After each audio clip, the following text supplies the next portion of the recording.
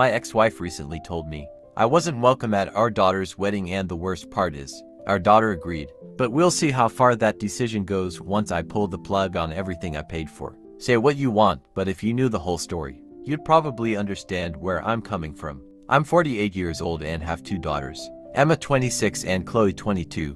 Their mother, Renee, and I divorced over a decade ago after she had an affair. She moved out when the girls were still in elementary school, and I took on full custody. I became both mother and father to them, doing everything I could to raise them in a stable, loving environment. Renee wasn't exactly an active or supportive parent after the split, so I did my best to fill the gap. A few months ago, Emma got engaged to her partner, Jack 28. When she told me, I was genuinely happy for her. She seemed truly in love, and Jack seemed like a good guy. But money was tight for them, wanting to give them the kind of wedding I never got myself. I offered to pay for everything. I booked a beautiful venue Emma had mentioned she loved since college. Covered all the floral arrangements, catering, music, the whole thing. I wanted their day to be special. Then this morning, I got a call from Emma.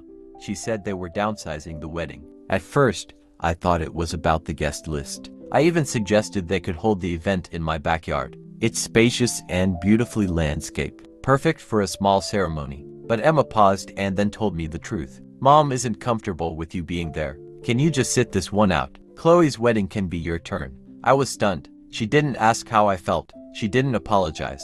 She just told me, and then ended the call. Look, I get that it's their day and all, but to be completely excluded, not because I'm a bad father or have done something wrong, but because my ex-wife still can't stand the sight of me after all. I've sacrificed for Emma. That hits differently. Since our divorce, I haven't been in a serious relationship. I focused entirely on being a parent. I attended every school recital, every doctor's appointment, every single thing, while Renee occasionally sent birthday cards or called twice a year. I made sure the girls never lacked love or stability. And now this. Our marriage didn't end well, obviously. We met in university, had a whirlwind romance, shared classes and dreams, and then she got pregnant with Emma just before graduation. It wasn't planned. When our parents found out Renee was pregnant, they were understandably anxious. My father pulled me aside and said it was time to step up, be a man, and take responsibility. Her parents echoed the same. We were both just 22, still in university, with our degrees barely within reach. So, before her belly began to show, we had a quiet civil wedding. Just the 2 of us and our parents as witnesses. It wasn't the wedding either of us had dreamed of. No celebration, no dress, no first dance, just signatures on a paper and the weight of adulthood pressing down. The first few years were brutally hard. Renee insisted on staying home with our baby, Emma, while I took on 2 jobs to cover rent, diapers, and formula. There was no time to build a career when bills were already overdue. After about 4 years of grinding and barely sleeping, I finally landed a promotion at my main job. We could breathe again for maybe a year. Then Renee got pregnant with Chloe. This time, it wasn't a surprise, and we thought we could handle it. But something shifted in her. She stopped smiling, stopped engaging. I chalked it up to postpartum depression or stress. To kids under 4 is no joke. I picked up even more responsibilities around the house, never complained, and told myself it was just a rough patch. But the rough patch never ended. After Chloe turned 1, her outbursts became frequent. Cold silences turned to bitter fights. One night, I finally confronted her. I told her I could cut back hours, that she could go back to school or get a part-time job if that's what she needed. That's when she confessed. She'd been seeing someone for months, a friend from university, someone we both knew. She said she felt trapped, that Emma and Chloe and I were weighing her down, that she wanted out. I didn't beg, I didn't shout, I just told her she was free to leave. That same night, she packed up and moved in with him. No letters, no goodbyes. Emma was 5, Chloe was barely over 1. They were napping when she left. I will never forget the look on their faces the next morning. Emma asked if mommy had gone to get groceries. Chloe kept pointing at the door, waiting. They waited a long time. Emma cried herself to sleep for weeks. Chloe wouldn't let me out of her sight. Before you ask, yes, we did paternity tests. Both girls are biologically mine. Renee tried to justify it later, saying she felt suffocated by motherhood and just needed to escape, as if her children were shackles instead of the little humans who loved her completely. She wanted freedom. I gave her that. I kept the responsibility. And now, over 20 years later, after I raised those girls by myself after ballet recitals, scraped knees, and college acceptances, it's Emma who's telling me I'm not welcome at her wedding. Because Renee, after all this time. Doesn't feel comfortable with me being there. She had no hand in raising Emma. She vanished. But now, Emma wants to protect her mother's comfort. I paid for the venue. A beautiful, sunlit place Emma had always dreamed of. I covered the flowers, the catering, the band, all of it. When she and Jack couldn't afford the kind of wedding they envisioned, I stepped in without hesitation. Not for credit, but because I wanted her to have the day she deserved. And now I'm uninvited. Emma says, maybe you can come to Chloe's wedding instead. Maybe? Or maybe the bills for this one won't be as non-refundable as everyone assumes. I understand she might not have loved me anymore, or maybe she never did. But what about our daughters? What about the people she left behind? She used to blame me for being an absent father, for leaving everything on her shoulders. But I had 2 jobs and 4 mouths to feed. God knows what more she expected. Eventually, she said she wanted freedom, and she took it. I was granted full custody of the girls. She moved abroad and barely stayed in touch. No birthday calls, no letters, not even a message on their graduations. So I raised Emma and Chloe alone. My parents helped when they could. My sister stepped in during flu seasons and school emergencies. I even hired a full-time nanny when the girls were small. It wasn't easy. I played both roles, father and the closest thing to a mother I could manage. I never remarried. I didn't date. My life was about them. Years passed. Then, one summer when the girls were teenagers, Renee reappeared. She had moved back and suddenly wanted to reconnect. I let the girls decide for themselves. Strangely, it was Emma, the one who had cried in my arms the most after her mother vanished, who opened the door. She remembered the pain, yes, but she also wanted something more. Chloe didn't budge. She wanted nothing to do with her. The distance between the sisters grew from that moment. It wasn't hostile, just cold. Chloe refused to talk about Renee. Emma, meanwhile, gradually formed a relationship with her. They'd meet for brunch, exchange texts, the usual. Then Emma got engaged to Jack, a great young man. He's 28, grounded, kind, hardworking. They didn't have much money for the wedding. I was thrilled to hear they were getting married and immediately offered to cover the entire event. I booked the venue Emma had dreamed of as a little girl. I paid for everything: venue, decorations, catering, flowers, even the live quartet she loved. It was supposed to be a gift, a father's gesture, a tribute to all the years I'd given them and to the future I wanted for her. Then came the phone call. Emma sounded hesitant. She said she and Jack had decided to scale things back. At first, I thought they were trying to save money. Maybe opt for a smaller guest list. I suggested they use my garden. Instead, I have a spacious, landscaped yard that's hosted dozens of family gatherings. But Emma interrupted. We're keeping the venue, she said softly. That part's still happening. So why the call? Then she said it. Dad, Mom isn't comfortable with you being there. Can you let this one go? Chloe's wedding can be your moment. I froze. Did I hear that right? She didn't ask how I felt. She didn't apologize. She just informed me. I didn't know what to say. I still don't. All I remember is the way my chest clenched when she hung up without waiting for a reply. To some, it might not seem like a big deal. It's her wedding, after all. But if you've ever raised 2 children completely alone, if you've ever wiped away tears that someone else caused, paid for school trips with overtime money, sat in cold emergency rooms at 3 a.m., you'd understand. And now, the woman who ghosted us for over a decade, the one who did nothing but give birth and disappear, was invited, welcomed, while I, the one who stayed, was being asked to stay away for her comfort. That's not just painful, that's betrayal.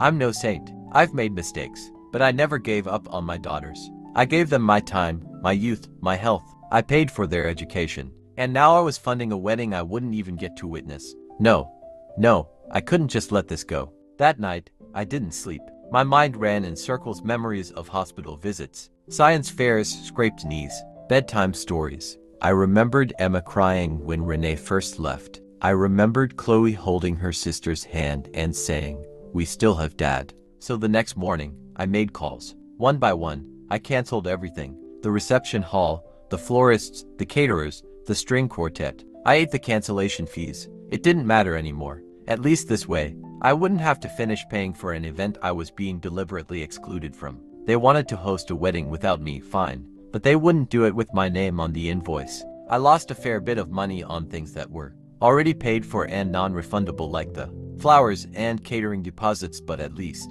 I didn't have to keep funding something I wasn't even allowed to attend. Still, I felt like a failure, not as a man, but as a father. And that feeling hasn't gone away. I didn't say a word to Emma.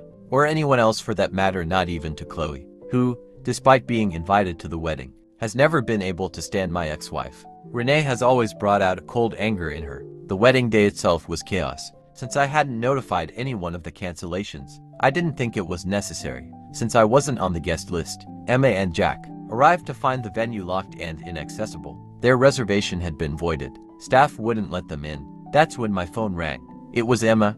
Furious. She didn't ask. She demanded, "Can you fix this right now? The guests are already on their way and the one thing you had to handle. You messed up." I stayed calm and simply told her, "Yes, I know. I canceled everything." There was a beat of silence before her voice rose again. "I know you did. I'm asking why and what you're going to do to fix it so we can still get married today. They can't just do this to us. And I'll admit something, even if it makes me look bad." I savored it. The irony, the panic, the entitlement. I gave her a few seconds of silence, then said, very clearly, "I canceled it, I paid for it, and I'm not invited. So no, I don't have to make sure your wedding happens without me there." She tried to argue, or maybe plead, I'm not sure which. I cut her off gently but firmly. "Emma, it's your wedding. You invite who you want, but I'm not paying for something I've been banned from attending." Then I added, "I have other plans today," and hung up just like she had done to me days earlier. Later, Emma sent a mass message saying the wedding had been delayed and the time and location would be announced soon. Chloe called me, furious. When I told her everything, she burst out laughing. "Good job, Dad," she said. "Honestly, I didn't even want to go anyway. Get some rest, you earned it." From what I heard later, everything went downhill fast. Emma and Renee tried to convince the venue manager to reinstate the booking, but the space had already been reassigned for a political event that couldn't be cancelled. They scrambled to find a new venue for the same day, but struck out. Everything nearby was booked. They couldn't move the ceremony to the next day. They had a non-refundable honeymoon flight that night. Then I got a message from Emma. "Okay, you can be part of the wedding if you find a venue in the next 2 hours." I didn't even reply right away. When I finally did, I said, "That's not my job. Ask your mother." In the end, they had the ceremony in Renee's backyard. Chloe refused to go. She said if I wasn't welcome, she wasn't interested in pretending everything was fine for appearances. Only a handful of guests made it in time after the last-minute location change. After their honeymoon, Jack sent a cold, formal email to Chloe, saying he was disappointed that she and I didn't show up, and that as family, they expected better. He mentioned how involved Chloe had been in early planning and how hurt Emma was. He blamed me entirely. That's when we learned the full truth. Emma had told Jack that I canceled the venue out of spite because Renee was invited and that I refused to attend for the same reason. She left out the part where she explicitly told me not to come. When Jack confronted her about the lie, Emma brushed it off, saying she'd been overwhelmed with wedding stress, and told him to forget about it. He didn't. He demanded that she apologize to me. She refused. Her exact words. "I didn't do anything wrong. It was my wedding." And that's when, I think, reality finally hit her. Because that wedding might have been hers, yes, but the foundation it was built on, every bit of support, every dollar, every childhood memory was mine. And in trying to erase me from one of the biggest days of her life, she managed to expose something far worse. The hollow space where gratitude should have been. I suppose I shouldn't have been surprised when Renee tried to reframe everything afterward. She always had a way of twisting narratives in her favor. Apparently, she was furious that I had exercised my right to not pay for a wedding I wasn't invited to. Imagine that, being angry that someone you excluded decided not to foot the bill. Jack's parents were livid too. Not only did most of their invited guests not attend due to the chaos, but they also felt embarrassed by the last-minute location switch and the clear dysfunction on display. Emma and Renee, of course, shifted the blame squarely onto me. The story they pushed was simple.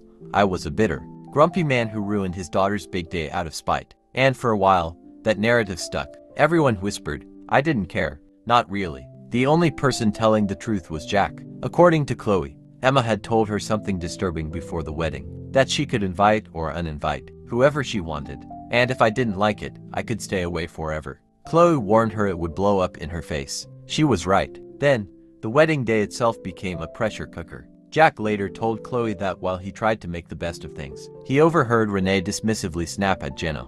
"This is already better than what I got. You should be grateful." Jenna was understandably upset. This was her wedding too, and instead of support, she got belittled. When she brought it up to Emma, she brushed it off as just stress. In fact, The only person who seemed to be enjoying herself at that wedding was Renee. She was practically glowing from the satisfaction of having excluded me, so much so that she didn't realize she'd made the event miserable for everyone else. And then came the fallout. 2 weeks after the wedding, Jack showed up at my front door. No call, no message, just him, standing there, looking tired, like he hadn't slept in days.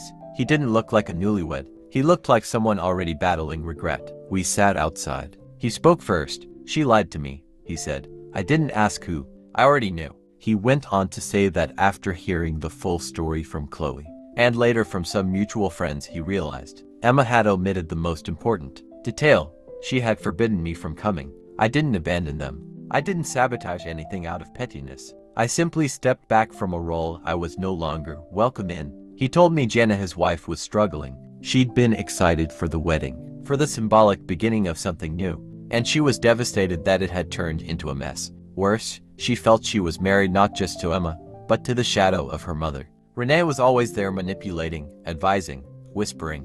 Apparently, Jenna confronted Emma about it. She asked her to take accountability, or at the very least, to acknowledge the damage that had been done. Emma refused. She said, "It's over. Why are we still talking about this?" That was when Jenna moved out. Jack had followed her a few days later, trying to keep things together. He said he still loved Emma, but he wasn't sure what kind of marriage they could have with Renee always looming, and with Emma unwilling to confront the truth. He asked me what he should do. I told him the truth. I know it's hard, but you need to protect your peace. If Emma truly wants to build a future with you, she'd have to separate that future from her mother's past. Otherwise, you're just another pawn in Renee's game. And I've played that game. You don't win. He nodded. Quiet. Heavy. I haven't heard from him since. I don't know if their marriage will survive. I hope it does for their sake, but not at the cost of anyone's sanity. Sometimes, the hardest thing to do is walk away from a foundation that's already cracked even when you love what you were building. But I take some solace in this. The lie didn't hold. The truth came out, and when all the dust settled, the one person who stood in quiet defiance, who refused to be manipulated, was no longer me. It was Jack. Emma never even tried to get Jack back. Instead, Renee kept feeding her lines about staying strong, telling her not to soften, that Jack would come crawling back eventually. It wasn't advice. It was strategy. A twisted game of maternal pride and manipulation. Simon, Renee's current partner, overheard her once bragging about how she was only doing what was necessary to protect her daughter. In reality, she was ruining her daughter's marriage, just like she once ruined ours. I'm angry with Emma. I won't lie.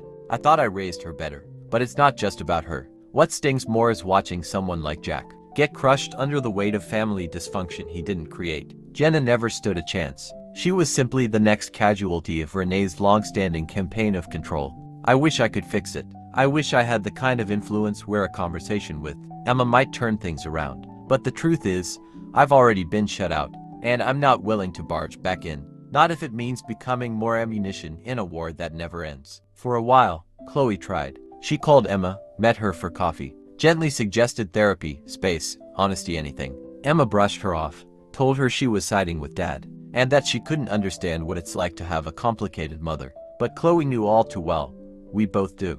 As for Renee, she's been out of my life for a long time. She has Simon now, though that seems to be unraveling, too. He left her recently. Apparently, even he grew tired of the chaos and control. Funny thing, Renee still tries to meddle in my life, even now. She found out I've been seeing someone, a woman named Leah.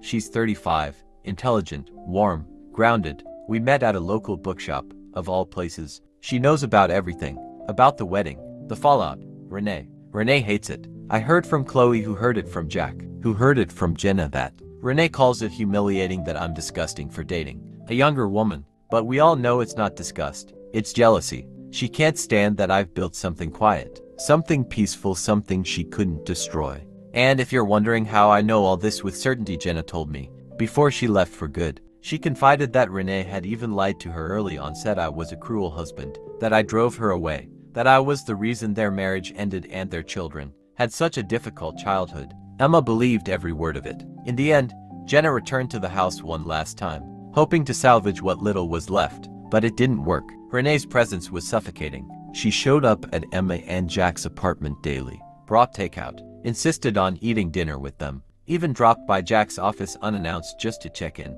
Jack didn't see the red flags until it was too late. He thought Renee was just being caring, but what she was doing was inserting herself into every crevice of their marriage, like water in a crack, eventually splitting it wide open. Simon once tried to talk to Emma about it, back when he was still around. He told her that she was letting her mother live her life through her. Emma lashed out, called him a traitor, said he was under Dad's influence, and had never truly understood what Renee had been through. When I heard that, it broke me a little. I did what I could. I was never perfect, but I tried to protect my kids from the storm that was their mother. And now I watched one of them drowning in it. I don't know if Emma will ever see the truth. Maybe one day she realized that love isn't control, that closeness isn't entitlement, that marriages aren't meant to be shared with a parent. Until then, I'll be here, quietly rooting for her to wake up, but from a distance, because sometimes the only thing left to do is step out of the storm and let the ones still standing in it figure it out for themselves. Jack told me it had reached a point where he couldn't breathe around Emma anymore. She had become too enmeshed with her mother's opinions, too volatile, too eager to please someone who only ever tore others down. He tried twice to make it work, and both times, she pushed him away. I don't know why Emma doesn't see it. Or maybe she does and just doesn't want to admit it. Chloe and Emma are grown women now. I'd hope they'd be mature enough not to feel threatened or offended by the fact that I'm in a relationship with someone who makes me happy. But Renee has done her best to poison even that. Honestly, good riddance to her. Update 4. Someone commented on my last post, saying Renee had single-handedly torched 3 marriages, 2 of which were her own, and they might be right. Technically, she still has time to raise the count. As of now, yes, all 3 are finalized. Her divorce from Simon, Emma and Jack's breakup, and my divorce from her years ago. Of all of them, mine was probably the least dramatic. No yelling, no courts, no fights, just silence and distance. As for Simon, I won't pretend I ever liked him, but no one deserves Renee. The man looked like a ghost by the end. The one person who truly surprised me through all this was Jack's ex, Jenna. When everything collapsed and the money for the wedding went down the drain, Jenna actually offered to pay me back. I told her the truth, it wasn't her fault. This was all on Emma. Still, the gesture meant a lot. It's those little things that made me believe Jenna would have been a great partner for my daughter, but Emma chose otherwise. She reached out recently, said she wanted to talk. A real father-daughter conversation, as she put it. She wanted to clear the air, reset the dynamic. But here's the thing, I don't want to. I've done my part. I gave everything I had raising 2 children alone after being left by a woman who drained me emotionally and financially. I wasn't perfect, but I gave them a stable home, an education, love, and time. There's no manual for how to do this when you're abandoned. And still, I did it. Maybe I failed. Maybe nothing I did could have prevented this. But I won't pretend like Emma didn't choose the path she did. What hurts the most is how quickly people believe a lie when it suits them. After all the sacrifices, I'm now the bitter father who's pitting one child against another. Emma accused me of favoring Chloe because she stayed by my side. She's convinced herself that Chloe is my favorite. You want to know something? I paid for Emma's college. I paid for her wedding. I gave her the down payment for her first apartment. And I'll pay for Chloe's wedding too, if it ever comes to that. But don't talk to me about favorites not win. I've treated them both with the same love, the same support. Maybe Emma just needed someone to blame. Maybe that someone will always be me.